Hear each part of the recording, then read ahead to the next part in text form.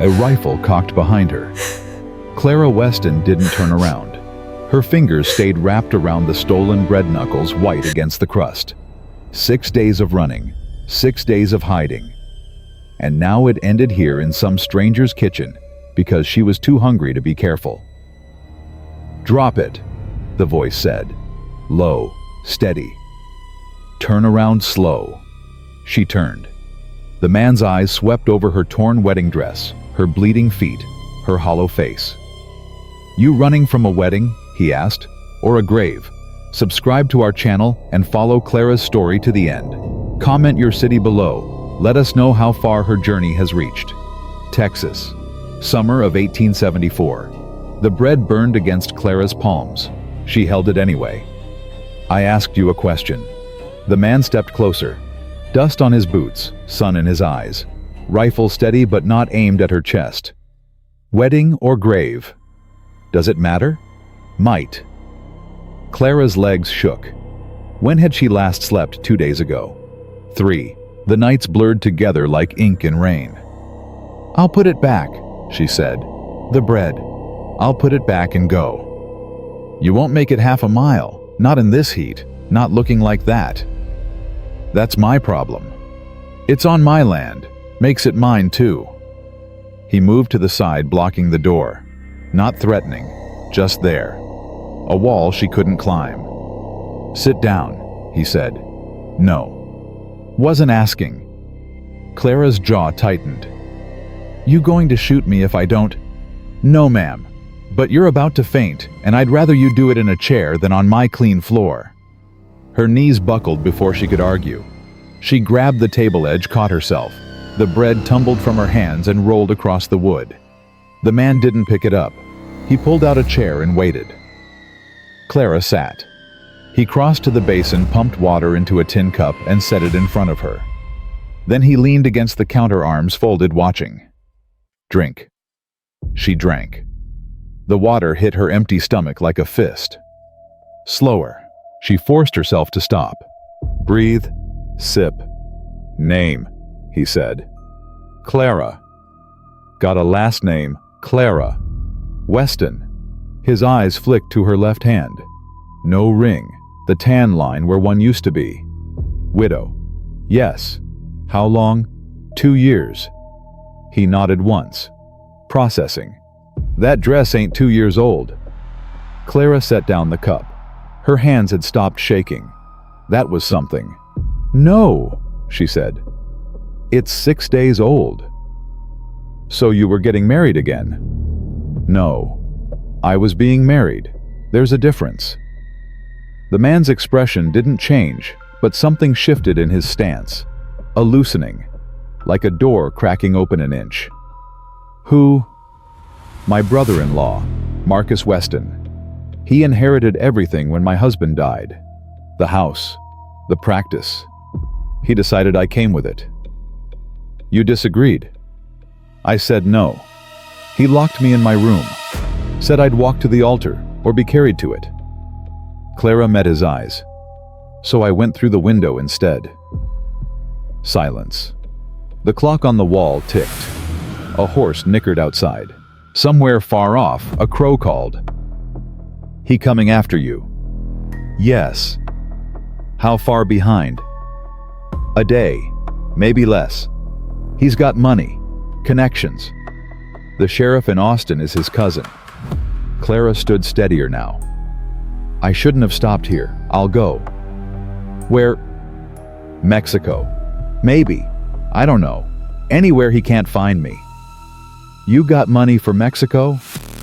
"No." "Food?" "No." "Plan?" "I told you, no."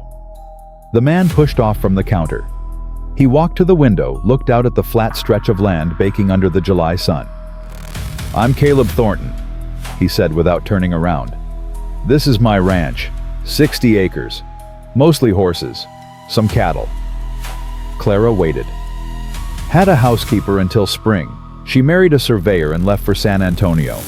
Since then, it's just me. He turned. "I can't cook worth a damn. The kitchen looks like hell, and I've got more work than one man can handle." "Why are you telling me this?" Because I'm offering you a job. Clara blinked. What? Room and board. Cooking, cleaning, whatever else needs doing. In exchange, you get a roof 3 meals a day and a door that locks. You don't know me. I know you didn't lie when I caught you stealing. That's more than most folks manage. I could be a murderer. Could be. He almost smiled. Almost. But murderers don't usually faint from hunger. Clara's mind raced. This was too easy, too clean. Men didn't offer something for nothing. There was always a price. What do you want? She asked. I told you. A cook. That's all. That's all.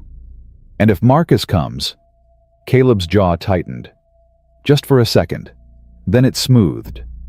If Marcus comes, he'll find a working woman on my land. Not a runaway bride. Not a thief. Just someone who does an honest job for honest pay. He crossed his arms.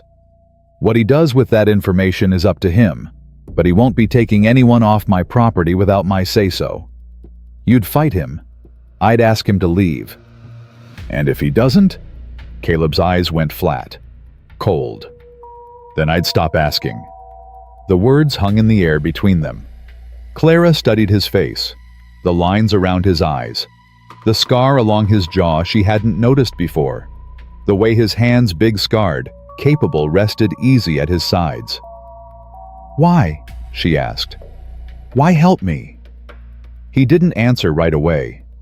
When he did, his voice was quieter. 5 years ago, my wife got caught in a robbery in town. I was out on the range. By the time I got there, she was dead, shot through the chest because she wouldn't hand over her wedding ring. Clara's breath caught. I couldn't save her, Caleb said. Rode past 3 men on the road that day, and I didn't stop. Didn't ask questions. Just kept going because I had work to do. His eyes met hers. I think about that a lot. What might have happened if I'd stopped, if I'd paid attention? That wasn't your fault. Maybe not. But I still live with it. He straightened. So when I see a woman in a torn dress with blood on her feet, running from a man who thinks he owns her, I stop. I ask questions. I offer what I've got. He paused. That's all this is. Nothing more. Clara stood there, the cup empty in her hands, the bread still on the floor. She had 2 choices. Keep running until Marcus caught her, or she died in the desert. Or stay here with a stranger who had his own ghosts and hope that this time, just this once, trust wouldn't be a trap. All right, she said. Caleb nodded. All right. But I want something clear between us. Name it. I work for my keep. I'm not a charity case. I'm not some fragile thing you need to protect. And I'm not looking for a husband. I've had that life. I won't go back. Fair enough? And if you ever try to tell me what to do outside of work, I'm gone. No argument, no second chance. Gone. Caleb's mouth twitched. That almost smile again. Ma'am, I've been living alone for 5 years. I barely tell myself what to do. He bent down, picked up the bread, and set it on the table. Eat. Then I'll show you the kitchen. It's worse than you think. The kitchen was a disaster. Clara stood in the doorway, hands on her hips, surveying the damage. Grease on the stove, dishes piled in the basin. Something that might have been a potato rotting in the corner. You weren't exaggerating, she said. I don't exaggerate. When's the last time you cleaned this? Define clean. Clara shot him a look. Spring, he admitted. It's July. I've been busy. She rolled up her sleeves. Where's the soap? Supply closet, through there. Hot water? Pump out back. I'll heat some on the stove. They worked in silence for an hour. Clara scrubbed. Caleb hauled water. By the time the sun was high, the stove gleamed and the dishes sat clean in the cupboard. Clara wiped her hands on a rag and surveyed her work. Better? Looks like a different room? It was buried under filth. Anyone would have found it if they bothered to look.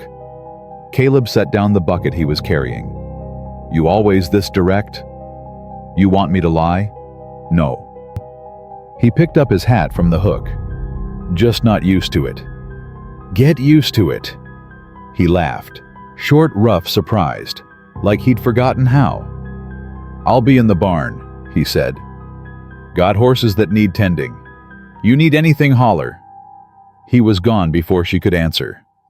Clara stood alone in the clean kitchen sunlight streaming through the window and felt something she hadn't felt in weeks. Safe. She didn't trust it, but she felt it. That night she cooked. Nothing fancy. Beans, salt pork, cornbread from the supplies she'd found in the larder. But she cooked it proper, the way her mother had taught her. And when Caleb came in from the barn with dust on his shoulders and sweat on his brow, he stopped in the doorway and breathed deep. "That smells like food, like home." He sat without being asked. Clara set a plate in front of him. He ate slowly, deliberately, like he was trying to memorize the taste. "Good?" she asked. "Better than good." She sat across from him with her own plate. The silence between them was different now. Not suspicious, not careful, just quiet. "Tell me about the ranch," she said. "What do you want to know?" "Everything. If I'm going to work here, I need to understand how it runs." Caleb set down his fork.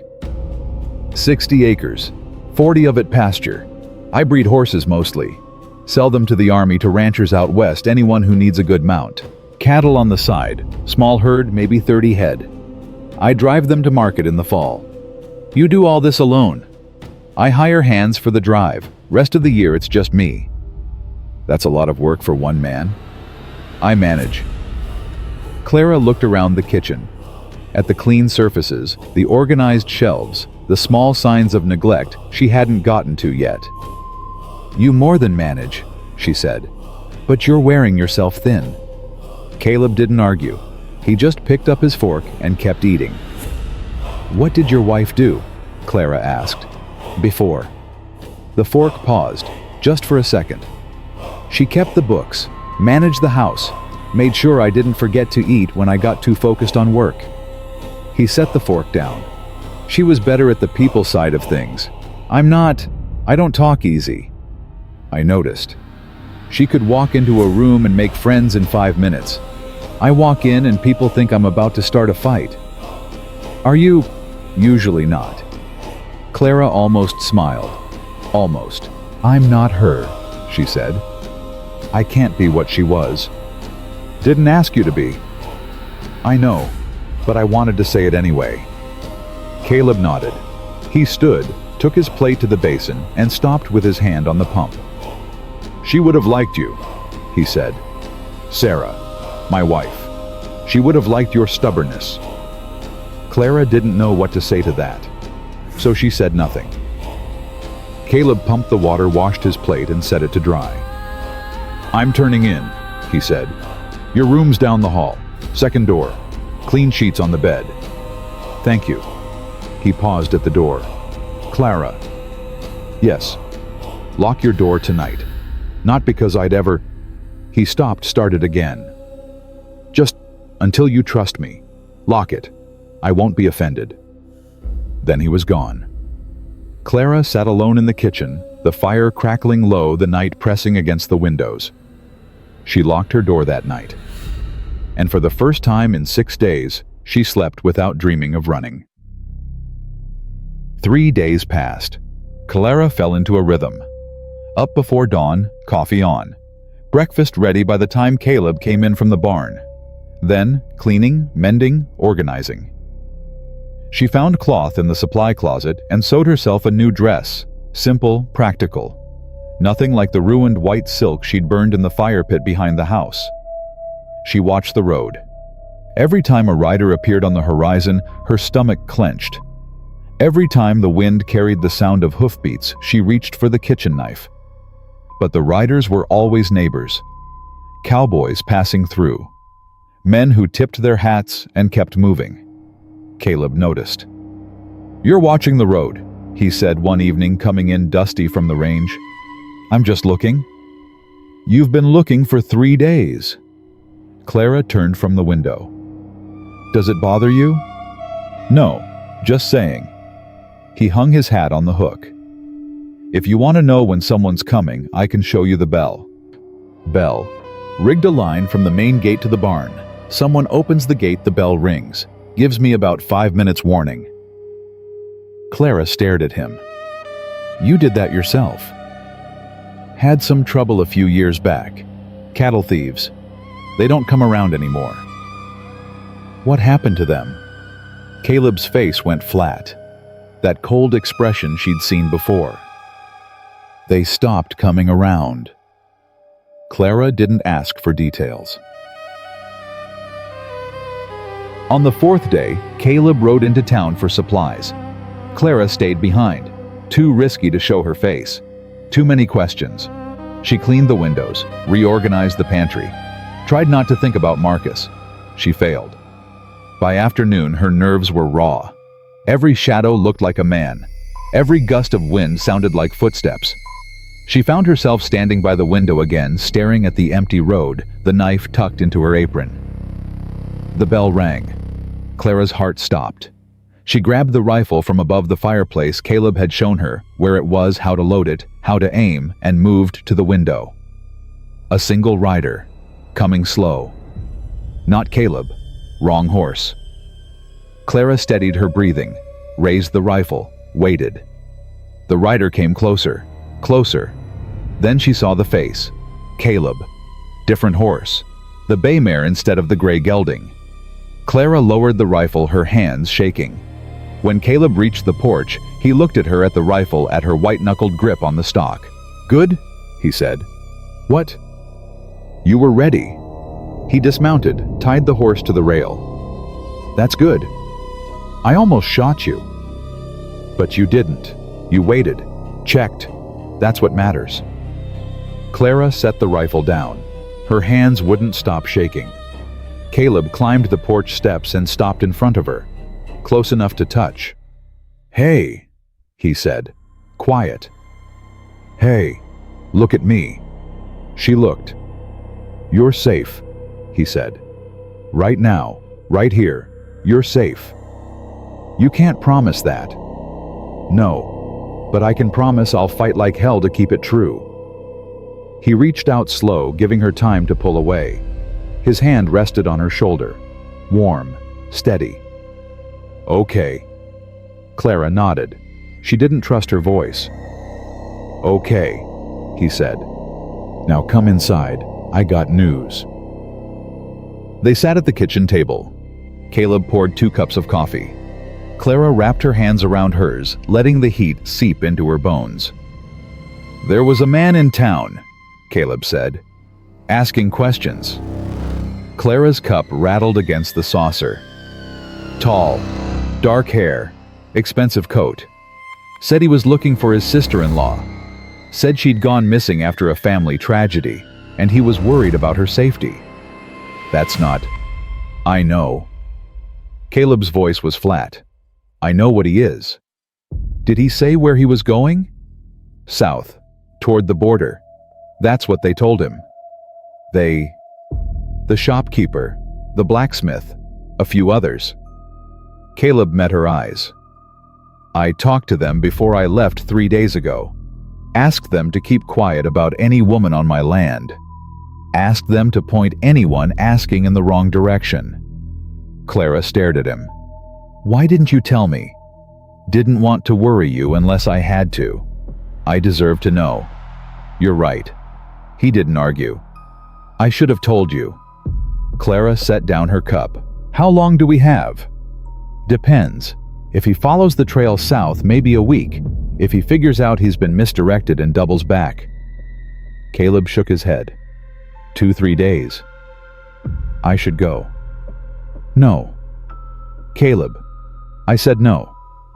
He leaned forward. You leave now, you're out there alone with no supplies, no horse, no plan. He'll catch you within a day, maybe less. And if I stay, he finds me here. Finds you. You don't know what he's capable of. I've got some idea.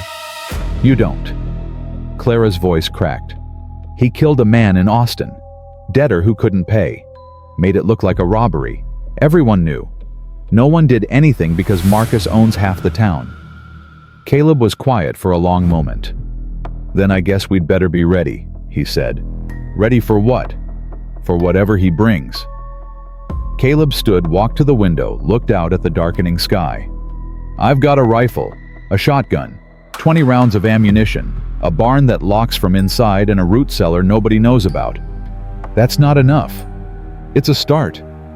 He turned back to her. I've faced worse odds. When? The war. Afterward. 5 years of living alone and keeping what's mine. His eyes were steady. I'm not a hero, Clara. I'm just a man who's too stubborn to quit. But I've never lost a fight I chose to have. Clara looked at him, this strange, scarred, stubborn man who'd taken her in without asking for anything except honest work. Why? She whispered. Why are you doing this? Caleb crossed back to the table, stood in front of her. Close enough that she could see the gray threading through his hair, the old pain etched around his eyes. Because 5 years ago, I didn't stop. I didn't ask questions. I kept riding, and my wife died alone in the street. His voice dropped. I won't make that mistake again. Not ever. Clara's throat tightened. I'm not your second chance, she said. I'm not here to fix what you lost. I know. And I'm not a damsel who needs saving. I know that too. Then what am I? Caleb held her gaze. Someone worth fighting for. The words hung in the air, heavy, true. Clara stood. They were close now, too close. She could feel the heat of him, smell the leather and dust and sweat. I don't know if I can trust you, she said. Then don't. Not yet. Just stay. Give it time. And if Marcus comes before time runs out. Caleb's jaw tightened. Then we face him together. Clara looked at him. This man she didn't know. This stranger who'd offered her shelter, safety, something that felt dangerously close to hope. She'd trusted before. She'd been wrong. But something in his eyes, something broken and honest and real, made her want to try again. Together, she said. He nodded once. Together. Outside, the sun dipped below the horizon. The sky burned red and gold. Somewhere on the road south, Marcus Weston was riding toward the border following a false trail. But trails could be corrected. Lies could be uncovered. And Clara knew with a certainty that settled cold in her gut that the clock had started ticking. The next morning came too fast. Clara woke to the smell of coffee and the sound of boots on wood. She sat up, heart pounding, hand reaching for the knife under her pillow before she remembered where she was. Safe. For now. She dressed quickly and found Caleb in the kitchen, 2 cups already poured. You're up early, she said. Didn't sleep much. He pushed a cup toward her. We need to talk. Clara sat. About Marcus. About what happens when he comes back. If. When. Caleb's eyes were hard. Men like that don't give up. He'll figure out the trail's cold. He'll double back.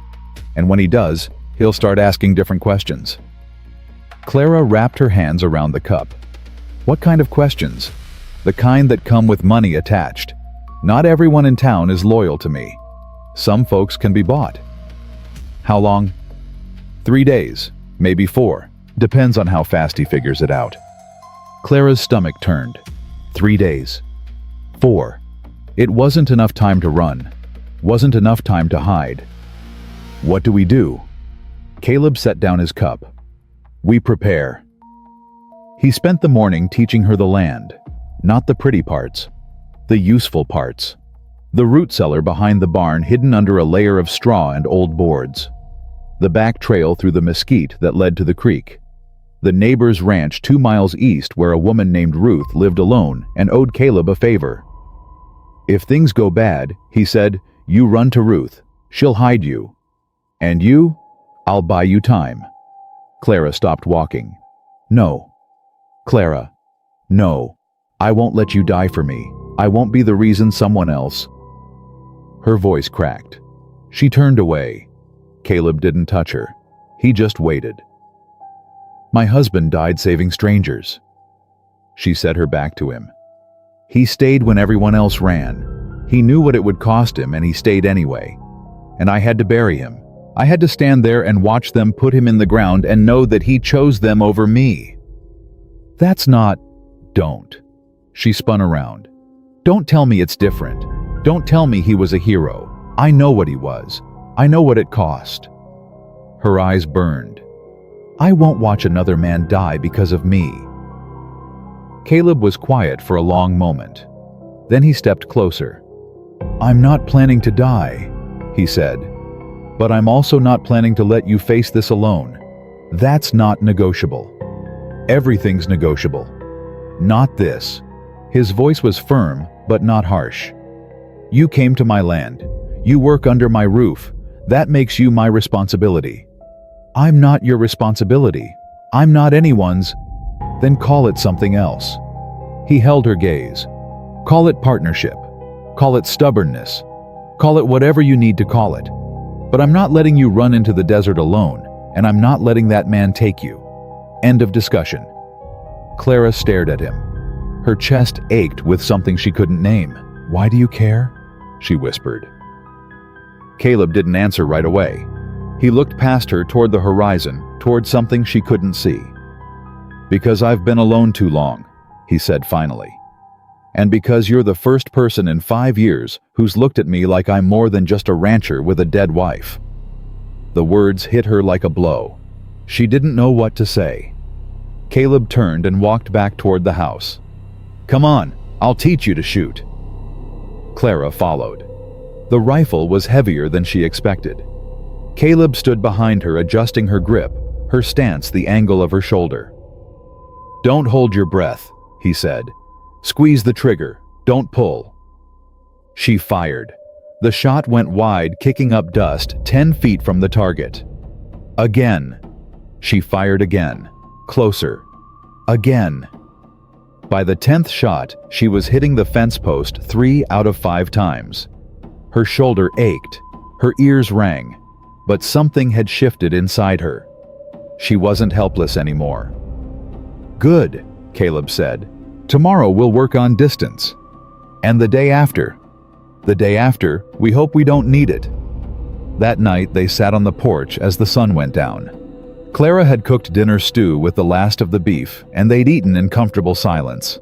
Now the plates were empty, and the sky was turning purple. Tell me about her, Clara said. Caleb didn't ask who she meant. Sarah? Yes. He was quiet for a long time.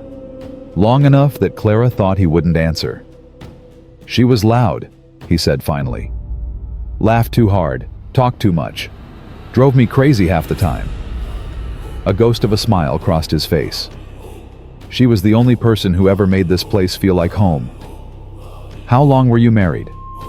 7 years. Knew her since we were kids. She lived on the ranch next to my father's. We used to race horses along the creek. Who won? She did. Every time. She was fearless. The smile faded. That's what got her killed. She wasn't afraid of anything. When those men came into the store with guns, she didn't hide. She stood up to them, told them to go to hell. Clara's throat tightened. They shot her for a wedding ring, Caleb said. A piece of gold that wasn't worth $10. And I was out on the range counting cattle because I thought work was more important than riding into town with her. That's not your fault. Maybe not. But it's my weight to carry. He looked at her. We all have them. The things we can't put down. Clara understood that better than he knew. My husband begged me to leave, she said. When the cholera came, he said I should take a coach to St. Louis, wait it out with my sister. I told him I wasn't leaving him. But you did. He drugged me. Put something in my tea. I woke up in a boarding house 50 miles away with a letter in my pocket. Her voice hardened. By the time I got back, he'd been dead for 3 days. They'd already buried him. I didn't even get to say goodbye. Caleb said nothing.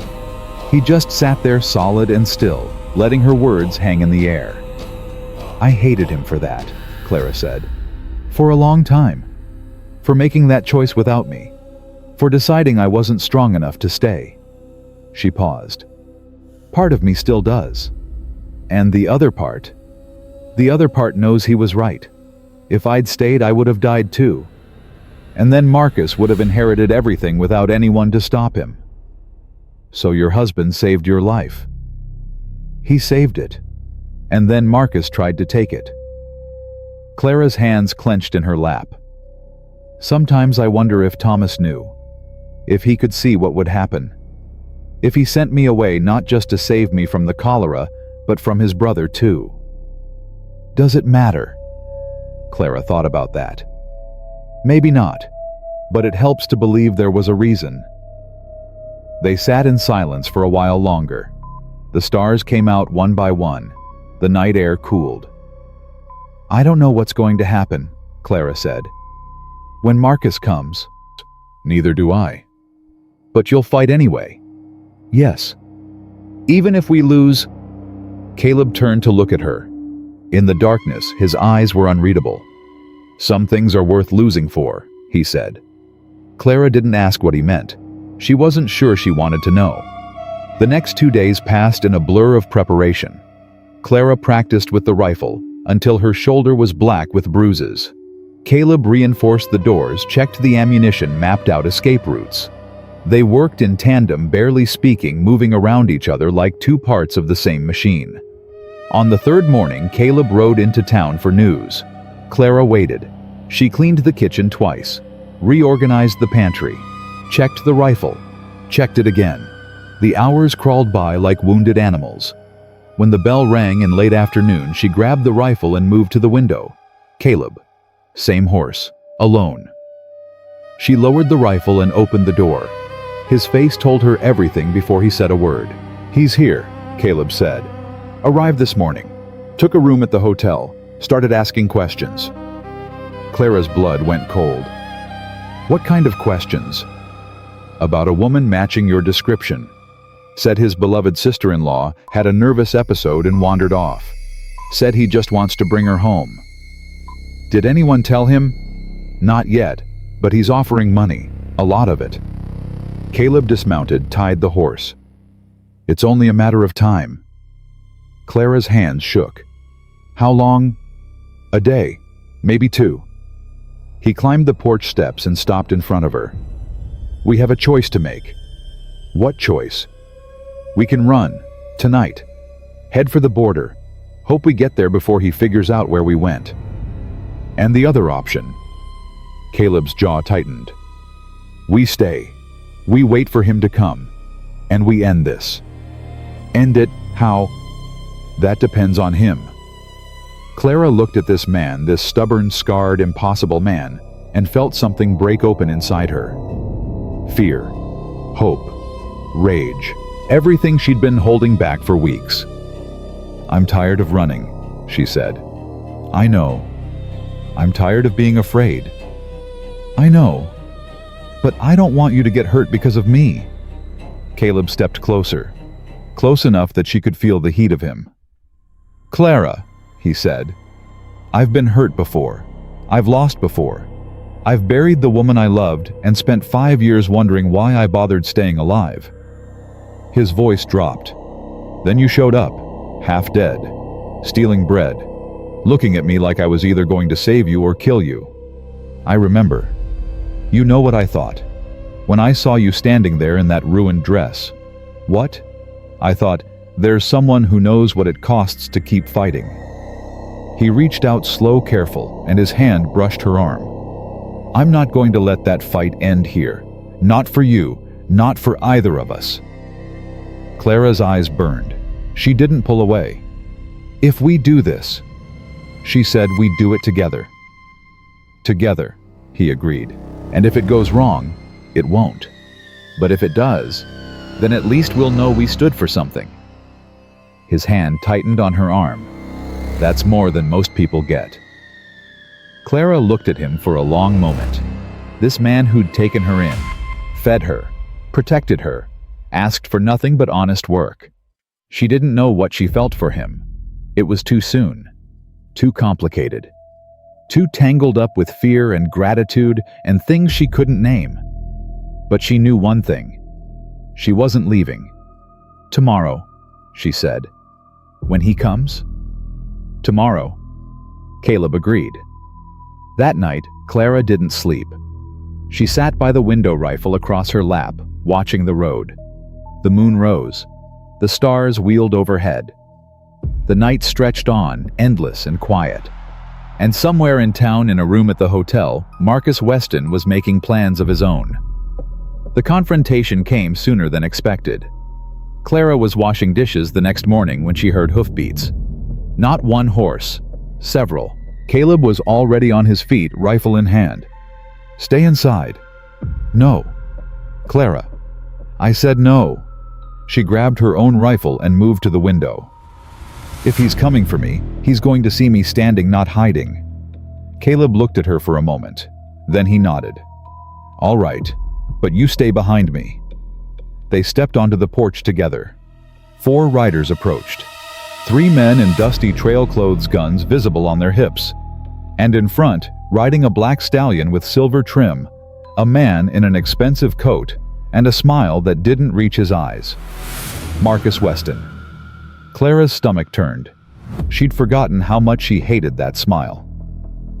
Marcus drew up 20 feet from the porch and raised his hand. The other riders stopped behind him. Clara. His voice was smooth, pleasant.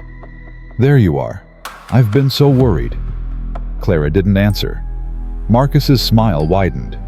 The silent treatment. Really, after everything I've done for you? You locked me in my room, Clara said. You tried to force me to marry you. I tried to protect you. Marcus shook his head, all wounded sincerity. You weren't well, Clara. The grief, it affected your judgment. I was only trying to help. By threatening to drag me to the altar. Strong words were spoken, on both sides, but we're family. We can work through this. He spread his hands. Come home with me. We'll forget this ever happened. No. Marcus's smile flickered, just for a second. No. You heard her, Caleb said. The lady said no. Marcus turned his attention to Caleb like he was noticing him for the first time. And you are? Caleb Thornton. This is my land. Ah, the rancher. Marcus's gaze swept over Caleb, the worn clothes, the scarred hands, the rifle held ready. I see. You've been sheltering my sister-in-law. I've been employing a working woman, nothing more. Nothing more. Marcus laughed low and ugly. A single man and a young widow alone on a ranch in the middle of nowhere. People will talk. Let them. Marcus's smile vanished. I'm taking her home, Mr. Thornton. She's family. She belongs with family. She's an adult, Caleb said. She can decide where she belongs. She's not well. She hasn't been well since my brother died. She needs care. Professional care. Clara's hands tightened on the rifle. I'm not crazy, Marcus. Of course you're not, dear. But you need help. And I'm going to make sure you get it. Marcus turned back to Caleb. Step aside, rancher. This doesn't concern you. Caleb didn't move. I said step aside. I heard you. Marcus's eyes went cold. The charming mask fell away, revealing something hard and ugly underneath. I have 3 men with me, he said. All armed, all experienced. Do you really want to test those odds? Do you? The silence stretched. The horses shifted. One of Marcus's men put his hand on his gun. Clara's heart pounded. This was it. This was the moment where everything changed. Caleb, she said quietly. Let me talk to him. Clara, please. Caleb hesitated. Then he stepped aside. Clara walked to the edge of the porch. She looked at Marcus, really looked for the first time since she'd run. You killed a man in Austin, she said. Made it look like a robbery. Marcus's expression didn't change. That's a serious accusation. I saw the body. I saw the wound. It wasn't a robbery, and we both know it. Be careful, Clara. You poisoned my husband's patients, the ones who wouldn't pay. I found the records after he died, the ones you thought you'd destroyed. Marcus's jaw tightened. You don't know what you're talking about. I know exactly what I'm talking about, and I have proof. The lie came easily. Clara didn't have proof. She had suspicions, rumors, fragments of overheard conversations. But Marcus didn't know that. You're bluffing, he said. Am I? Then kill me. Clara spread her arms. Right here, right now, in front of witnesses. See what happens when the sheriff comes looking for my body and finds the letters I left behind. Marcus's hands tightened on the reins. For the first time, something like fear flickered in his eyes. You wouldn't. I've been running for my life for 2 weeks. I've slept in ditches. I've eaten out of trash heaps. I've had your men hunting me like an animal. Clara's voice was steady cold.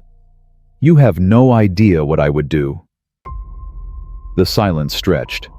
Then Marcus smiled, that slow, predatory smile that made her skin crawl. Very well, he said. You want to play games?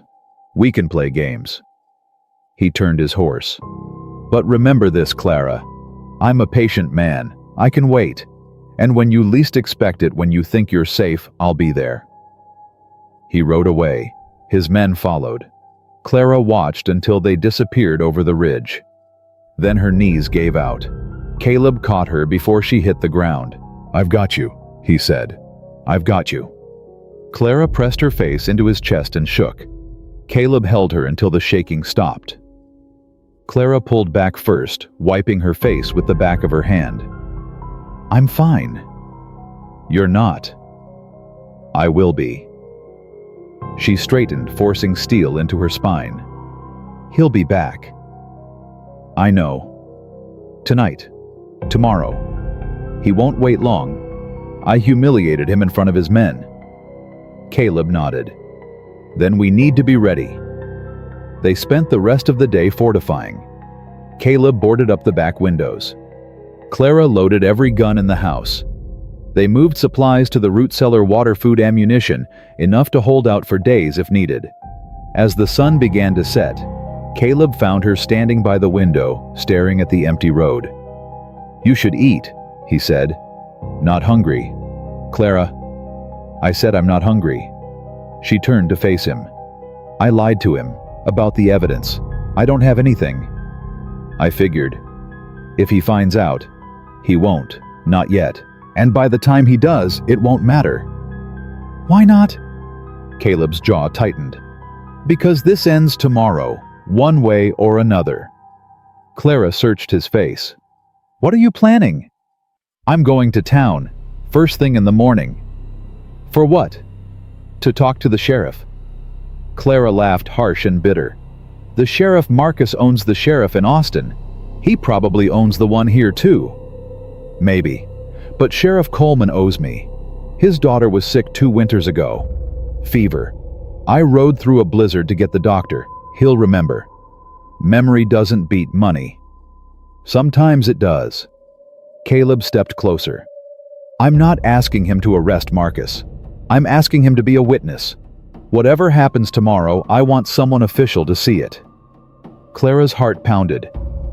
You think Marcus will try something public? I think Marcus is desperate. Desperate men make mistakes. And if he doesn't, if he waits, if he catches me alone, he won't. Caleb's hand found hers. I won't let him. Clara looked down at their joined hands. His fingers were rough, scarred, warm. She didn't pull away. I'm scared, she admitted. Good. Fear keeps you sharp. Are you scared? He was quiet for a moment. Yes. Of Marcus? Of losing you. The words hung in the air. Clara's breath caught. Caleb. I know. It's too soon. We barely know each other. You're not looking for a husband, and I'm not asking to be one. He released her hand. But I want you to know, whatever happens tomorrow, you matter to me. Not because of Sarah. Not because of guilt. Because of you." Clara didn't know what to say, so she said the only thing she could. "Don't die tomorrow." His mouth twitched, almost a smile. "I'll do my best." That night, they slept in shifts. Clara took the first watch rifle across her lap, ears straining for any sound. The hours crawled by. Nothing moved. At midnight, Caleb relieved her. "Get some rest," he said. "You'll need it." She lay down on the narrow bed in the back room, but sleep wouldn't come. Her mind kept spinning. Marcus's smile, Caleb's confession, the weight of the rifle in her hands. Somewhere around 3 in the morning, she finally drifted off. She dreamed of fire. In the dream, the ranch was burning. Flames licked up the walls, consuming everything. She ran through the smoke calling for Caleb, but he didn't answer. She found him on the porch, lying still, blood pooling beneath him. She woke with a scream trapped in her throat. The room was dark, quiet, no fire, no blood. But the fear remained. Clara got up and found Caleb in the kitchen, coffee already brewing. The sun wasn't up yet. "Nightmare?" he asked. "How did you know?" "You cried out, around 4.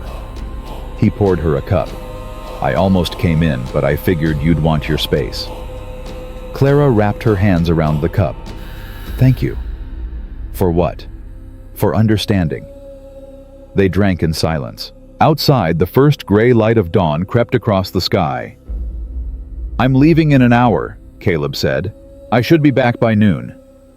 "And if you're not, then you take the back trail to Ruth's place. Don't wait for me. Don't come looking." "I'm not leaving you." "Clara, I said I'm not leaving." She set down her cup. "We do this together. You said so yourself." That was before. Before what? His jaw tightened. He didn't answer. "Caleb, before what?" "Before I realized I couldn't stand the thought of you getting hurt." His voice was rough. "If something happens to me, you can survive. You're strong enough. But if something happens to you because I wasn't fast enough, smart enough..." He stopped. "I can't live with that." Clara stood, crossed to him, put her hand on his chest over his heart. "Then make sure nothing happens to either of us," she said. He covered her hand with his. "I'll try." "Don't try. Succeed." That almost smile again. "Yes, ma'am." Caleb rode out at dawn. Clara watched him go, rifle in hand, heart in her throat. The road stretched empty before him, golden in the early light. She waited. An hour passed. 2. The sun climbed higher. The heat pressed down like a weight. At 11, the bell rang. Clara grabbed the rifle and ran to the window. A rider, coming fast. Not Caleb. The horse was wrong. She cocked the rifle and waited. The rider drew closer, closer. Then she saw the face. Ruth. Clara lowered the rifle and ran to the porch. Ruth was a woman of 60, gray-haired and sun-weathered, with arms like rope and eyes that missed nothing. She pulled up hard, her horse lathered with sweat. "Get inside," Ruth said. "Now." "What happened?" "Caleb sent me. There's trouble in town." Clara's blood went cold. "What kind of trouble?" "The kind that involves that snake Marcus Weston and 6 armed men." Ruth dismounted and grabbed Clara's arm. "He's got Caleb pinned down at the general store. Sheriff's there too, but he's outgunned." "I have to go." "No, Caleb was clear. You stay here. You hide. I take you to my place if things go south." Clara wrenched her arm free. "I'm not hiding while he dies." "Girl, listen to me." "No, you listen." Clara's voice was steel. "I've been running for 2 weeks. I've been hiding. I've been scared. And I'm done." She grabbed her rifle, shoved extra ammunition into her pockets. "You want to help? Tell me the fastest way into town." Ruth stared at her for a long moment. Then something shifted in her face. Respect maybe, or recognition. "Back trail," Ruth said. "Through the mesquite. Comes out behind the church. You'll be able to see the general store from there." "Thank you." Don't thank me yet." Ruth grabbed her arm again, but gently this time. "You get yourself killed, Caleb will never forgive me." Clara looked at her. "Then I won't get killed." She ran. The back trail was rough, overgrown, barely more than a deer path through the brush.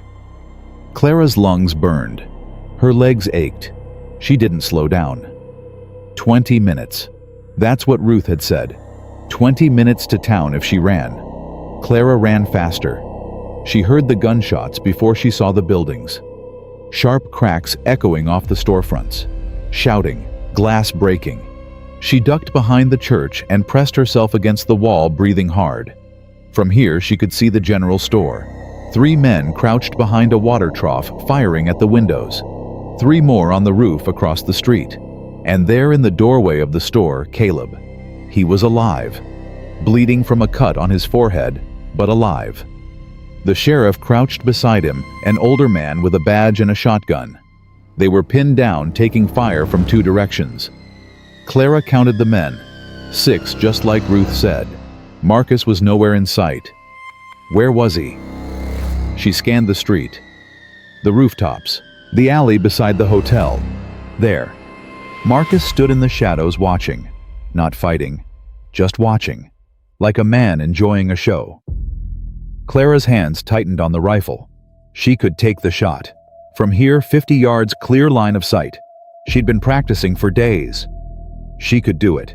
But if she missed, they'd know where she was. And then Caleb would have another problem. She had to get closer. Clara circled behind the buildings, moving quiet, rifle ready. She came out in the alley behind the hotel, 20 feet from where Marcus stood. He hadn't seen her. She raised the rifle, aimed at his back. "Turn around," she said. Marcus froze. Then slowly, he turned. His smile was the same as always. Charming. Empty. "Clara, you came." "Call them off." "Who?" "Your men. Call them off, or I shoot you where you stand." Marcus laughed. "You won't shoot me. You're not a killer." "You don't know what I am anymore." "I know exactly what you are." He stepped closer. "You're a scared little widow playing at being brave. You're out of your depth, Clara. You've always been out of your depth. One more step and I pull this trigger." He stopped. "And then what? My men hear the shot. They come running. They kill your rancher, your sheriff, and then they kill you." He spread his hands. "Is that what you want?" Clara's finger trembled on the trigger. He was right. She knew he was right. But she couldn't back down. Not now. Not ever again. "Call them off," she said again. "Now." Marcus studied her. That cold, calculating gaze she remembered from 100 dinners, 100 conversations, where she felt like prey being measured. "Let me make you a counteroffer," he said. "You come with me, right now. No fight, no fuss. And I let your rancher live. No.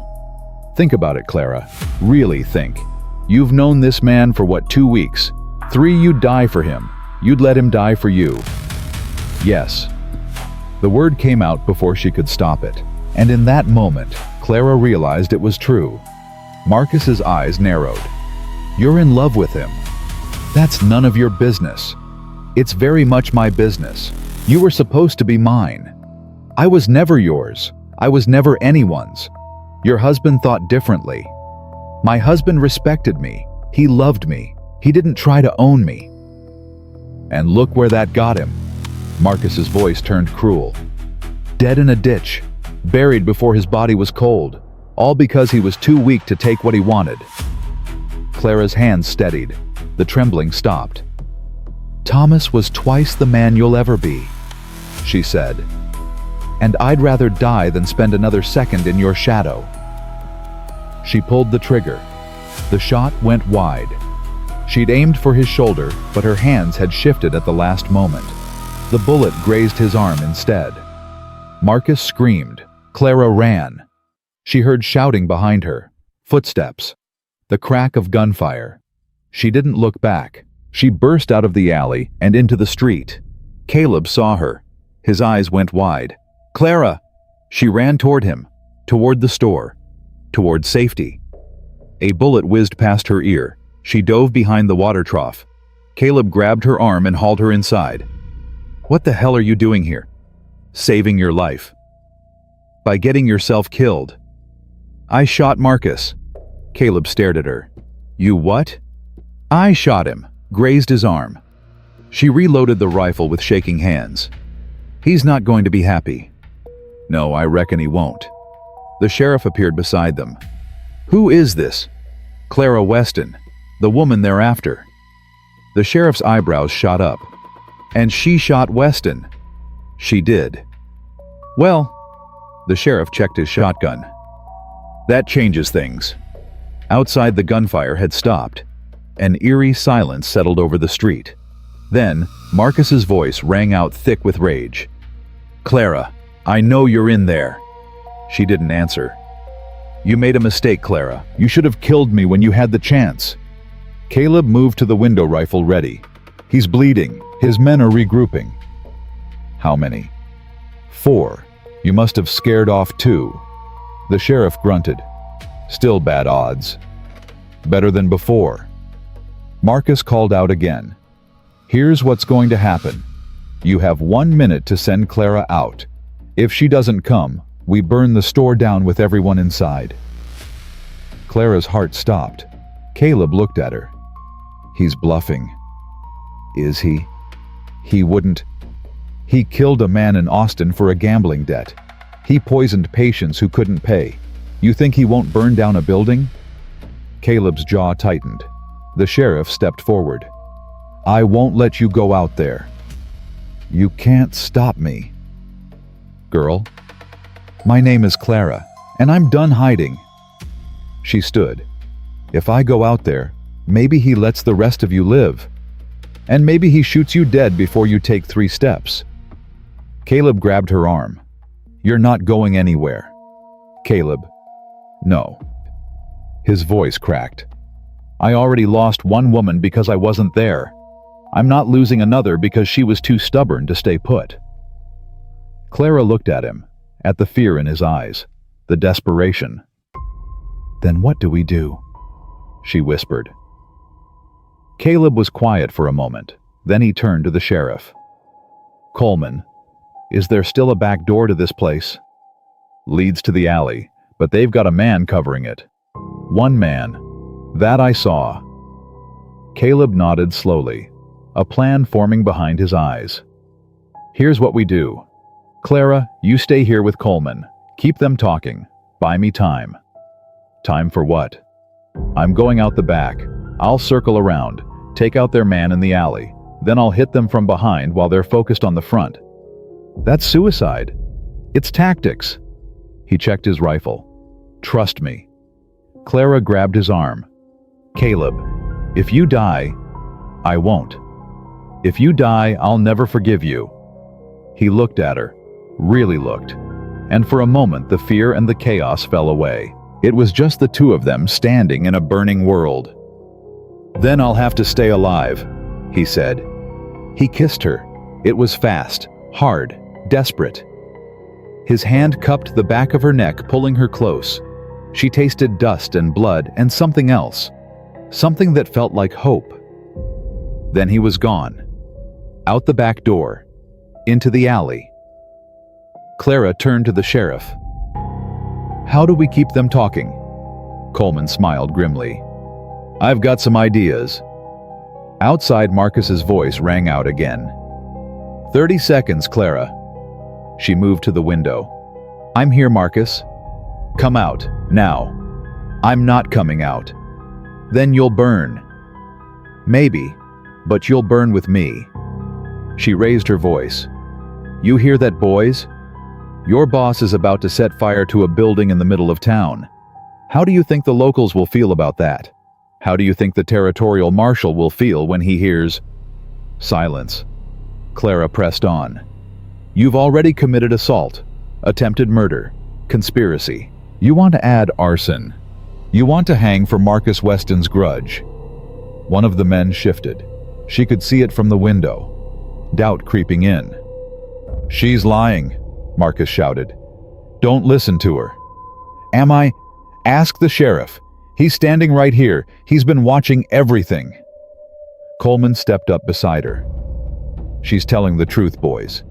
Everything that happens here today goes in my report. Everything." More shifting. The men exchanged glances. "You've got families," Clara called out. "Jobs, lives. Is this worth dying for? Is Marcus Weston worth dying for?" A long silence. Then one of the men lowered his gun. "I didn't sign up for this," he muttered. "I was hired to find a woman, not fight a war." "Get back in line," Marcus snarled. "No, sir. I'm done." The man turned and walked away. Another followed, then another. Marcus stood alone with one man beside him. His face was purple with rage. Blood dripped from his wounded arm. "You think this is over?" he screamed. "This isn't over. I'll find you. No matter where you go, I'll find you." A shot rang out. Marcus stumbled. His remaining man dropped his gun and ran. Clara looked past Marcus to the rooftop across the street. Caleb stood there, rifle raised, smoke curling from the barrel. Marcus fell to his knees. He looked down at the wound in his chest, then up at Clara. "You," he choked. "It's over, Marcus." His eyes went glassy. He pitched forward into the dust. He didn't move again. Clara stood in the doorway of the general store, rifle slack in her hands, watching the man who'd haunted her nightmares bleed out in the street. She felt nothing. No triumph, no relief. Just a hollow emptiness where the fear used to live. Caleb appeared beside her. He didn't speak. He just took her hand and held it. The sheriff stepped past them, checked Marcus's body, and shook his head. "Dead," he said. Clara nodded. "You folks want to tell me what happened here?" Caleb looked at her. She looked at him. "Self-defense," Clara said. "He threatened our lives. He was going to burn down the building. We defended ourselves." The sheriff studied her for a long moment. Then he sighed. "That matches what I saw," he said. "I'll write it up that way." "Thank you." "Don't thank me. Just get out of my town before sundown." He tipped his hat. "Ma'am, Thornton." Then he walked away, leaving them alone with the body and the silence. Caleb turned to her. "You okay?" Clara looked at Marcus one last time, at the man who'd tried to own her, control her, destroy her. "I will be," she said, and for the first time she believed it. They rode back to the ranch in silence. Clara's hands wouldn't stop shaking. She gripped the saddle horn until her knuckles went white, but the trembling continued. She'd shot a man. She'd watched him die. And she felt nothing. That scared her more than Marcus ever had. Caleb rode beside her close enough to catch her if she fell. He hadn't said a word since they left town. His face was hard, unreadable. When they reached the ranch, he helped her down from the horse. His hands lingered on her waist. "You should rest," he said. "I can't." "Clara." "I killed him." The words came out flat. "I shot him, and he died." "I shot him. I started it. If I hadn't grazed him in the alley, then he would have burned down that store with all of us inside." Caleb's grip tightened. "You did what you had to do, same as me." Clara looked up at him. Her eyes burned, but no tears came. "Does it get easier?" she asked. "No." His voice was rough. "But you learned to carry it." She leaned into him. He wrapped his arms around her and held on. They stood like that for a long time. The sun beat down. The horses nickered softly. And slowly, the shaking stopped. That night, Clara couldn't sleep. She lay in the narrow bed staring at the ceiling, replaying the moment over and over. The gun in her hands, the bullet leaving the barrel. Marcus's face when he realized she'd actually pulled the trigger. She got up, padded barefoot to the kitchen. Caleb was already there. He sat at the table, a glass of whiskey in front of him, another one poured and waiting. He looked up when she entered. Couldn't sleep either? She shook her head, sat across from him, picked up the glass. I've never killed anyone, she said. Never even thought about it. Not seriously. First time's the hardest. Is there a second time? Sometimes. He took a long drink. During the war. After. Men who came for the cattle. Men who came for worse. He set down the glass. It doesn't make you a bad person, Clara. It makes you a survivor. What if I don't want to be a survivor? What if I just want to be normal? Normal doesn't exist out here. Never did. She drank. The whiskey burned going down. He said I was weak, Clara murmured. Marcus. He said I was a scared little widow playing at being brave. He was wrong. Was he? I've been running my whole life. From my father, from my marriage, from Marcus. I've never stood and fought for anything. Caleb leaned forward. You stood today. You fought. You won. I got lucky. Luck's got nothing to do with it. He reached across the table and took her hand. You made a choice, a hard one, and you followed through. That takes more courage than most people will ever know. Clara looked at their joined hands. His fingers were rough scarred. Hers were smaller, paler. What happens now? She asked. What do you want to happen? I don't know. I've been so focused on surviving, I never thought about what came after. Well, Caleb squeezed her hand. You've got time now to figure it out. Do I? She looked up at him. Marcus is dead, but his family isn't. His partners, his creditors. Someone's going to come looking for answers. Let them come. Caleb, I mean it. Whatever comes next, we face it. Together. He held her gaze. Unless you've changed your mind about staying. Clara's heart twisted. I haven't changed my mind. Good. He released her hand and stood. Get some sleep. Tomorrow we start putting things back together. She watched him walk to the door. Caleb? He paused. Thank you. For everything. He looked back at her. Something softened in his face. You're welcome, Clara. Then he was gone. The next few days passed in a strange haze. Clara went through the motions. Cooking, cleaning, helping with the horses. But her mind was elsewhere. Stuck in that moment. Stuck in the aftermath. Caleb gave her space. He didn't push, didn't pry. Just stayed close enough that she knew he was there. On the fourth day, a rider came. Clara heard the bell and grabbed the rifle. But when she reached the window, she saw it wasn't a stranger. It was the sheriff. She set down the rifle and opened the door. Coleman dismounted slowly. He looked tired. Older than he had in town. Ma'am, he said, tipping his hat. Sheriff, what brings you out here?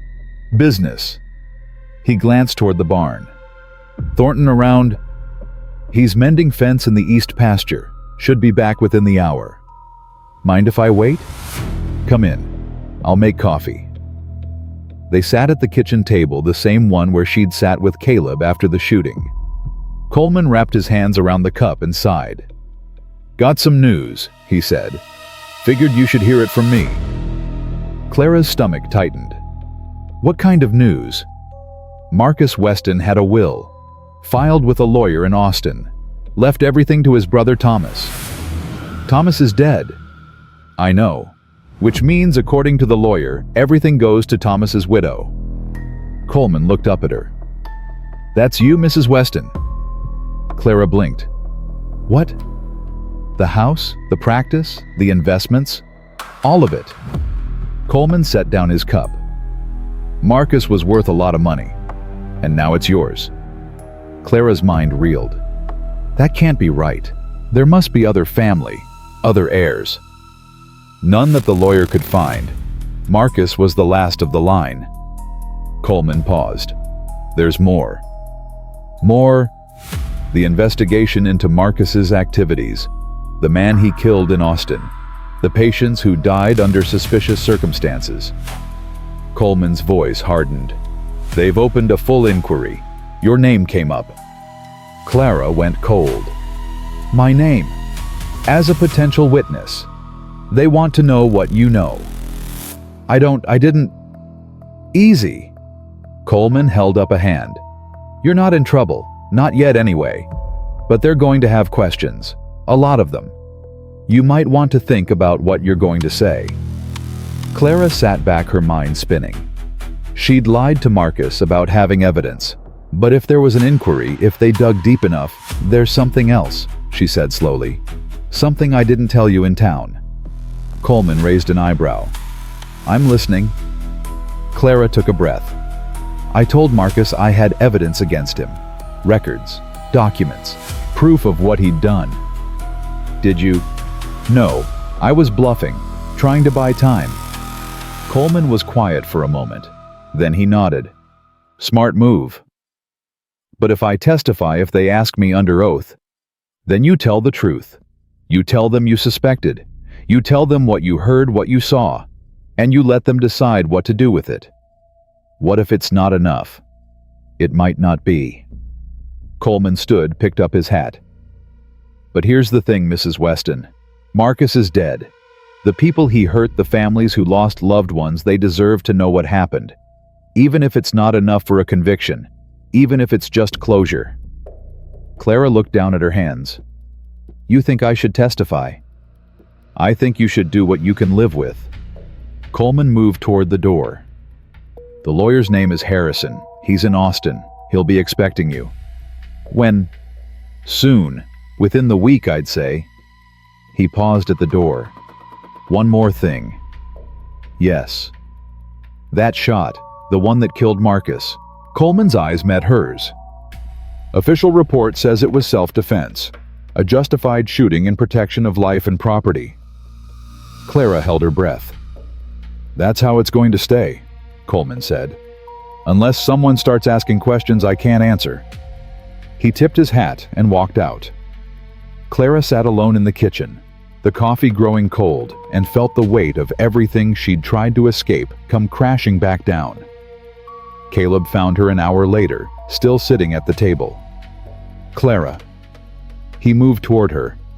What happened? I saw Coleman's horse on the road. She told him. Everything. The inheritance, the inquiry, the testimony. When she finished, Caleb sat back. So you're rich now. I don't want his money. Doesn't matter if you want it, it's yours. It's blood money. Every cent of it came from lies and death. Then use it to make something good. Caleb leaned forward. Build a hospital, fund a school, do whatever you want with it, but don't let it rot because you feel guilty about where it came from. Clara shook her head. You don't understand. If I take that money, I become part of what he was, part of what he did. No. You become someone who survived him. Someone who took his worst and turned it into something better. He reached for her hand. That's not guilt, Clara. That's victory. She looked at him. Really looked. You make it sound so simple. It's not, but nothing worth doing ever is. Clara's chest ached. She turned her hand over, laced her fingers through his. I have to go to Austin, she said. I know. There'll be questions, difficult ones, about Thomas, about Marcus, about what I knew and when. I know that too. Will you come with me? Caleb's grip tightened. You want me there. I don't want to do it alone. He was quiet for a moment. Then he nodded.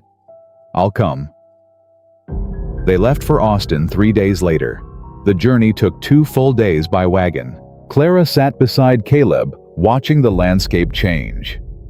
The flat emptiness of the ranch gave way to rolling hills, clusters of towns, the beginnings of civilization.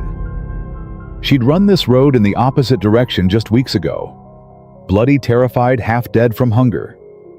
Now she rode it upright, fed protected, with a man beside her who asked for nothing but her trust. Strange how things changed. They arrived in Austin at dusk. Caleb found them a boarding house on the edge of town, clean, quiet, run by a widow named Mrs. Carpenter, who asked no questions and served dinner at 6 sharp. That night, Clara stood at the window of her room, looking out at the city.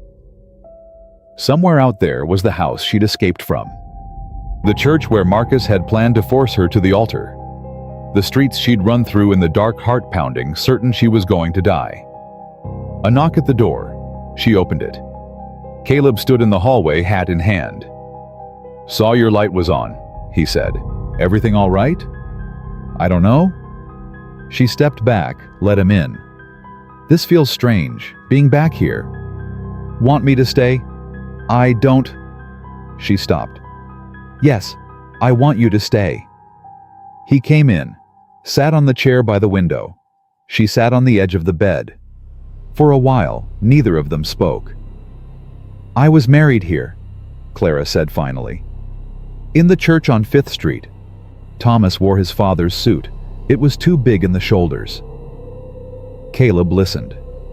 "We were happy. For a while. Before the cholera. Before everything fell apart." She looked down at her hands. "I thought that was my whole life. Wife, widow, victim. I never imagined anything else. And now I don't know who I am." She looked up at him. "Is that crazy?" "No, that's honest. I feel like I'm standing on the edge of something. Like the ground I've been walking on my whole life just disappeared and there's nothing underneath." Caleb stood, crossed to her, sat beside her on the bed. "There's something underneath," he said. "You just can't see it yet. What is it? Whatever you decide to build." His hand found hers. "You're not a wife anymore. You're not a widow. You're not a victim. You're Clara. That's enough." Her eyes burned. "What if it isn't? Then we work on it, together." She looked at him. This man who'd taken her in without asking, who'd fought for her without expecting anything in return, who looked at her like she was worth saving. "Why?" she whispered. "Why do you keep doing this?" "Doing what?" "Being kind, being patient, staying when anyone else would have walked away." Caleb was quiet for a long moment. Then he spoke. "Because I've spent 5 years building walls, keeping people out, telling myself I was fine alone." He paused. "Then you showed up, half dead and stubborn as hell. And for the first time in a long time, I wanted to let someone in." Clara's breath caught. "Caleb, I'm not asking for anything. I know you've been through hell. I know you need time." His thumb traced circles on her palm. "But I want you to know. Whatever happens with the lawyers, the inquiry, all of it, I'll be here, for as long as you'll have me." She didn't know what to say, so she did the only thing that made sense. She kissed him. Not like in the store, not desperate or rushed. This was slow, deliberate. A question and an answer all at once. His hand came up to cup her face. She leaned into him. When they finally pulled apart, she was trembling, but not from fear. "Stay," she whispered. "Tonight. Just stay." He nodded. They didn't do anything more. Just lay together in the narrow bed, her head on his chest, his arm around her shoulders. The night stretched long and quiet. For the first time since she'd run, Clara felt like she was exactly where she was supposed to be. The next morning they went to see the lawyer. Harrison was a thin man with spectacles and a permanent frown. He sat behind a desk piled high with papers and looked at Clara like she was a problem he needed to solve. "Mrs. Weston, I've been expecting you." "So I've heard. Please, sit." He gestured to 2 chairs. Caleb took one. Clara took the other. "I'll be direct," Harrison said. "Your brother-in-law's estate is substantial. Properties, investments, cash holdings. Conservatively, we're looking at somewhere in the range of $50,000. Clara's jaw dropped. However, Harrison continued, there are complications. What kind of complications? Debts, legal challenges. Several individuals have come forward claiming Marcus owed them money. Others claim he defrauded them. Harrison shuffled papers. And then there's the matter of the inquiry. I've heard about that. The investigators will want to speak with you. As Thomas's widow and Marcus's sole heir, you're in a unique position. You may have information that could be valuable to their case. What kind of information? Harrison's eyes met hers. That's what they want to find out. Clara sat back. And if I don't cooperate? That's your right. But it would raise questions. Uncomfortable ones. Harrison leaned forward. My advice. Tell them what you know. The truth, the whole truth.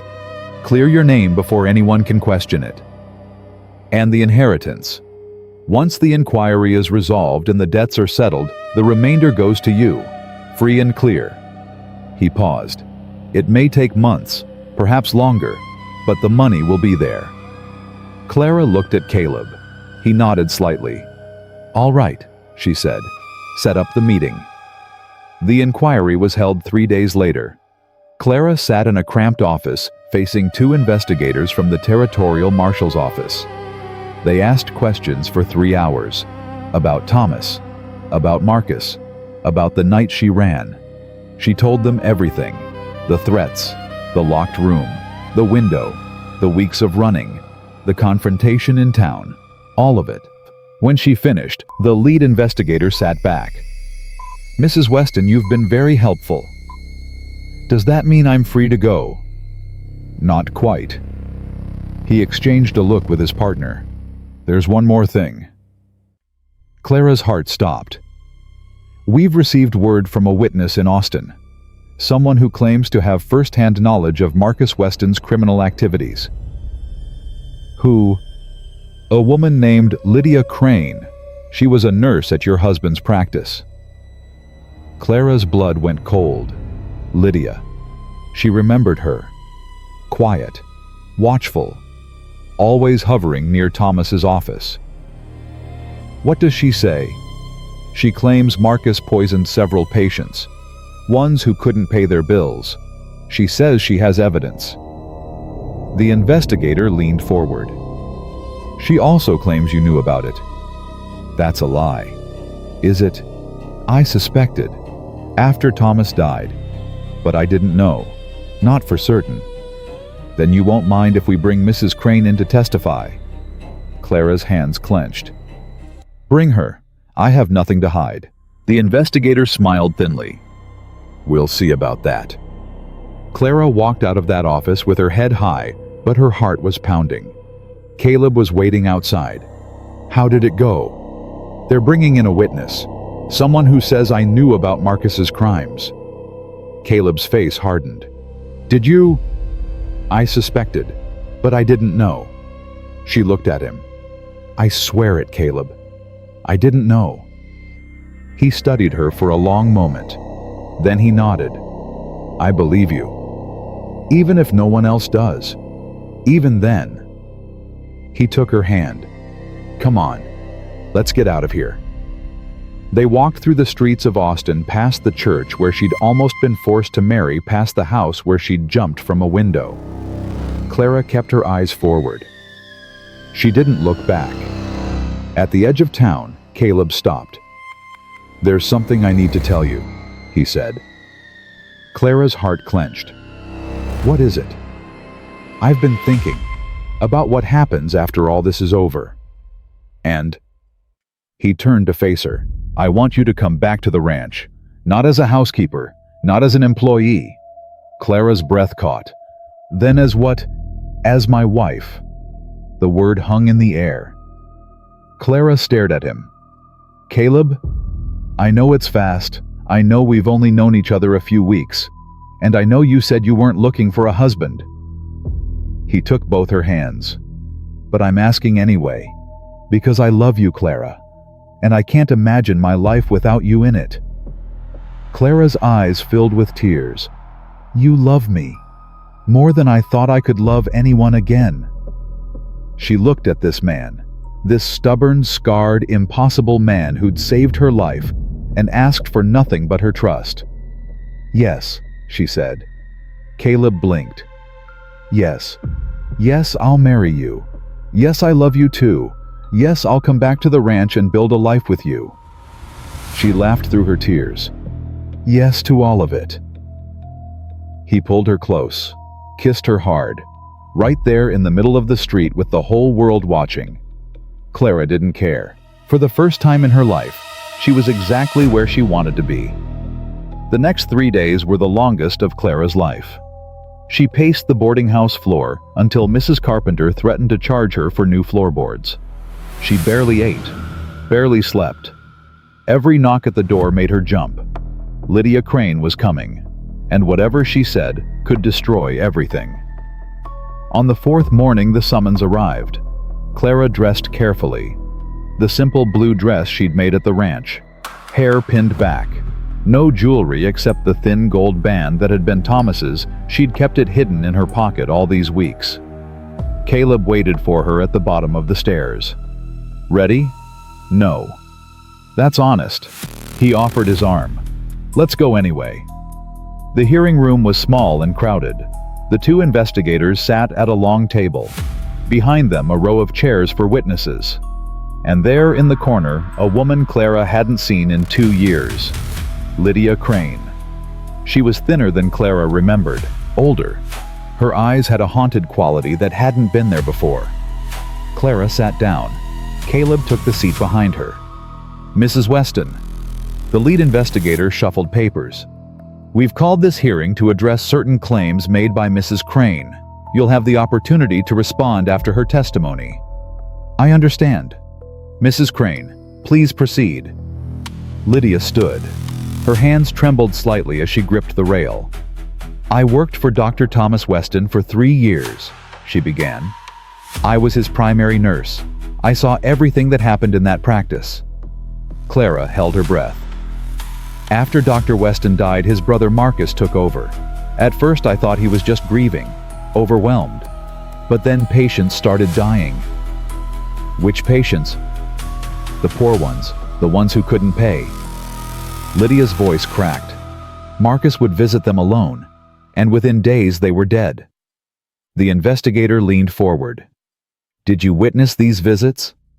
"Some of them, not all." Lydia looked down. "I knew something was wrong, but I was afraid. Marcus, he had a way of making people afraid." "And Mrs. Weston, what was her involvement?" Lydia hesitated. Her eyes flickered to Clara.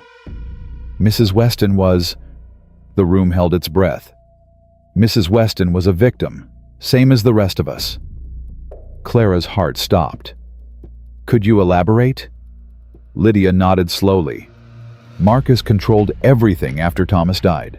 The money, the practice, the household. Mrs. Weston tried to fight him, but he threatened her.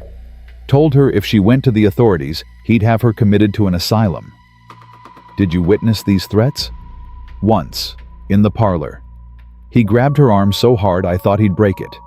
Told her no one would believe a hysterical widow over a respected businessman." The investigator turned to Clara. "Is this accurate?" Clara's throat was tight. "Yes. He threatened me multiple times." "Why didn't you come forward?" "Because I was afraid. Because I had nowhere to go. Because every time I tried to speak up, he reminded me that his cousin was the sheriff and his friends ran the courts." Her voice hardened. "Because in this world, a woman's word means nothing against a man with money." Silence. Lydia spoke again. "I have something else. Something I should have shared years ago." She reached into her bag and pulled out a leather journal. "Thomas Weston's records, the real ones. Not the ones Marcus kept for the authorities." She handed it to the investigator. "He gave them to me before he died. Asked me to keep them safe." Clara stared. "Thomas gave you..." "He knew." Lydia's eyes met hers. "He knew what his brother was. He was gathering evidence, trying to build a case.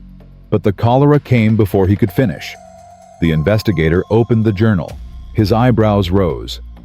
These are comprehensive. Thomas documented everything, every suspicious death, every discrepancy, every payment Marcus took under the table. Lydia's voice broke. He was going to expose him, and I think Marcus knew. I think that's why Thomas stayed behind when the cholera came. He knew Marcus would never let him leave alive. Clara's world tilted. You're saying Marcus killed Thomas? I'm saying Thomas chose to die on his own terms rather than let Marcus destroy him.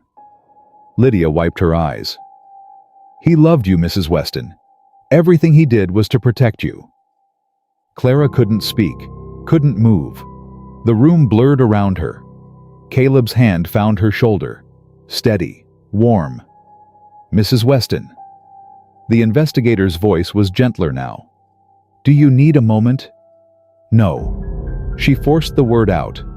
No, I want to finish this. The hearing continued for another hour. More questions, more answers. The journal was entered into evidence. Statements were taken from both women. When it was over, the lead investigator stood. Based on the testimony and documentation provided, this inquiry finds no evidence of wrongdoing on the part of Clara Weston. Furthermore, we will be forwarding the journal to the territorial prosecutor for further investigation into Marcus Weston's activities. Clara closed her eyes, let out a breath she'd been holding for years. Mrs. Weston, you're free to go. Caleb helped her stand. Her legs were shaking. Outside, the sun was blinding. Clara stopped on the courthouse steps, blinking in the light. Clara. She turned. Lydia stood behind her. I'm sorry. Lydia's voice was barely a whisper. I should have come forward sooner. I should have... You did what you could. Clara reached out and took her hand. We both did. He loved you, Thomas, more than anything. I know. Clara squeezed her hand. I know he did. Lydia nodded, wiped her eyes. Then she turned and walked away. Clara watched her go. Then she looked at Caleb. Take me home, she said. He didn't need to be told twice. They left Austin that afternoon. The journey back felt different, lighter. Clara sat beside Caleb on the wagon seat, watching the landscape unfold, and felt something she'd almost forgotten how to feel. Hope. You're quiet, Caleb said. I'm thinking. About Thomas. About everything. She looked at him. He knew. All along he knew what Marcus was, and he stayed anyway. Died anyway. Trying to protect me. That's a heavy thing to carry. Yes. She was quiet for a moment. But it also makes sense now. Why he sent me away. Why he didn't tell me what he was doing. He knew if Marcus suspected I was involved, he'd come for me. Smart man. He was. Clara leaned against Caleb's shoulder.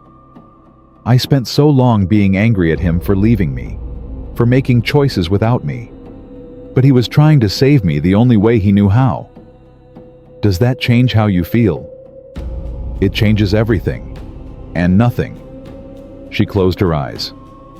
I loved him. I'll always love him. But he's gone. And you're here. Caleb didn't answer. He just put his arm around her and held on. They reached the ranch at sunset. Clara climbed down from the wagon and stood in the yard, looking at the house, the barn, the fences stretching toward the horizon. Home. The word still felt strange, but it fit better now than it ever had before. Clara. Caleb stood beside her. There's something I want to show you. He led her behind the barn to a patch of ground she'd never noticed before. A small fenced area carefully tended with 2 wooden markers in the center. Sarah, Clara said softly, and my mother. Caleb removed his hat. I buried them here. Figured they'd want to be close to the house. Clara knelt beside the markers. The wood was weathered, but the names were still clear. Hello, Sarah, she said. I'm Clara. I think you'd understand why I'm here. Caleb stood behind her silent. I'm going to marry your husband. I know that might sound strange, but I promise you I'll take care of him, the way you would have wanted." She touched the marker gently. "Thank you for loving him, for making him the man he is." When she stood, Caleb's eyes were wet. "You didn't have to do that." "Yes, I did." She took his hand. "She's part of you, part of this place. I wanted her to know I understand." He pulled her close, held her tight. "I love you," he said. "God help me, I love you." "Then marry me, tomorrow, today, right now." He laughed, a real laugh, full and warm. "The preacher doesn't ride out until Sunday." "Then Sunday it is." They walked back to the house together, hand in hand. The days before the wedding passed in a blur of preparation. Ruth came to help. She brought cloth for a dress and opinions about everything else. Clara didn't mind. It felt good to have someone fussing over her for the right reasons. "You sure about this?" Ruth asked, pinning the hem of Clara's dress. "I've never been more sure of anything." "He's a good man, stubborn as a mule, and twice as ornery. But good." "I know." Ruth sat back and studied her. "You've changed since you first got here." "Have I?" "When you showed up, you looked like a ghost, like you'd forgotten how to be alive." She smiled. "Now you look like yourself." Clara touched the fabric of the dress. Simple, white, nothing like the one she'd run from. "I feel like myself, for the first time in years." Sunday came bright and clear. The preacher arrived at noon. A small man with a big voice and a Bible that had seen better days. He sat up on the porch while Clara dressed inside. Ruth helped her with the buttons, fixed a flower in her hair, stepped back and smiled. "Beautiful." "Nervous." "Good. Means you care." Ruth squeezed her hand. "Ready." Clara looked in the mirror. At the woman looking back. Stronger than she'd ever been. Braver. Whole. Ready. She walked out onto the porch. Caleb stood at the rail wearing his best shirt, the one she'd mended her first week at the ranch. His hair was combed. His face was clean-shaven. He looked at her like she was the sunrise. "Clara." His voice caught. "Caleb." The preacher opened his Bible. "Dearly beloved." The ceremony was short, simple. They didn't need fancy words. They'd already said everything that mattered. "Do you, Caleb Thornton, take this woman to be your lawfully wedded wife?" "I do." "And do you, Clara Weston, take this man to be your lawfully wedded husband?" Clara looked at Caleb, at this man who'd found her stealing bread and offered her a life instead, who'd fought for her, believed in her, loved her when she'd forgotten how to love herself. "I do." "Then by the power vested in me, I pronounce you husband and wife." The preacher smiled. "You may kiss your bride." Caleb pulled her close. The kiss was soft, certain. A promise kept. Ruth cheered. The preacher laughed. And Clara Thornton stepped into her new life. The weeks that followed were the happiest Clara had ever known. She learned the rhythm of the ranch, the morning chores, the evening rest, the quiet moments in between when she and Caleb would sit on the porch and watch the sun go down.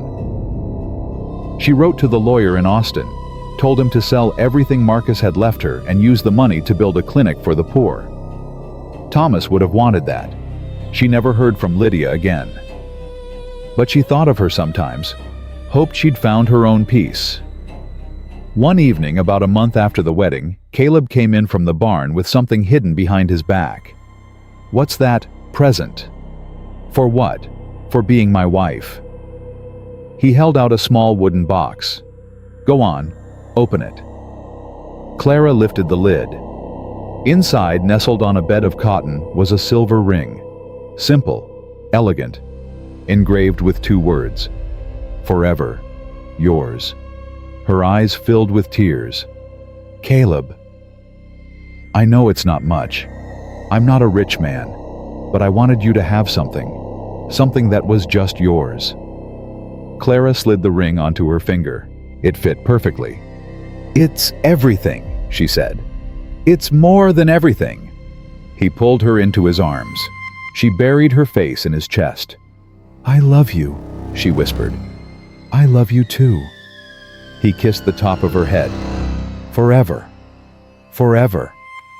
That night, they sat on the porch as the stars came out. Clara leaned against Caleb, his arm around her shoulders, and felt a peace she'd never thought possible. Can I ask you something? She said. Anything. That day, when you found me stealing bread, why didn't you shoot? Caleb was quiet for a moment. I thought about it. For about half a second. What changed your mind? Your eyes. He looked down at her. They weren't the eyes of a thief. They were the eyes of someone who'd been fighting so long they'd forgotten there was any other way. Clara's throat tightened. And you recognized that... I'd seen it in the mirror. He pulled her closer. Every day since Sarah died. Every morning when I wondered why I bothered getting up. And now I know why. He kissed her forehead. Because you were coming. I just had to wait. Clara smiled through her tears. That's the most romantic thing anyone's ever said to me. Don't get used to it. I've got a reputation to maintain. She laughed. He laughed. And for a long while, they just sat together. Two people who'd found each other in the middle of nowhere. Two people who'd chosen to build something instead of burn. Years later, Clara would look back on that summer as the turning point of her life. The moment she stopped running. The moment she started living. She and Caleb built the ranch into something strong. Something lasting. They raised horses that won prizes at the county fair. They took in strays, animals, and people alike and gave them a place to belong. Ruth became family. Sheriff Coleman stopped by for Sunday dinners. The town that had once been full of strangers became a community. Clara never forgot Thomas. She kept his ring in a box by the bed, alongside the one Caleb had given her. Two loves, two lives, both part of who she was. And sometimes on quiet evenings, she would walk out to the small cemetery behind the barn and sit beside Sarah's marker. Thank you, she would say, for sharing him with me. The wind would rustle through the grass, and Clara would smile, knowing she wasn't alone. On the 5th anniversary of her arrival at the ranch, Caleb woke her at dawn. Come with me. Where? Just come. He led her outside past the barn, past the cemetery, to the top of the small hill where they could see the entire ranch spread out below them. Look, he said. Clara looked. The sun was rising over the land. Their land. Golden light spilling across the fields, the fences, the house where she'd built a home. 5 years ago, a scared woman stole bread from my kitchen, Caleb said. Today she owns half of everything I am. Clara's eyes filled with tears. I'd do it all again, she said. Every step, every fear, every moment of doubt, just to end up here, with you. Even the parts that hurt, especially those. She took his hand. They brought me home. Caleb pulled her close. The sun climbed higher. And Clara Thornton stood on the hill, looking out at the life she'd built, and knew one thing with absolute certainty. She was no longer the woman who ran. She was the woman who stayed. And she would never be afraid again.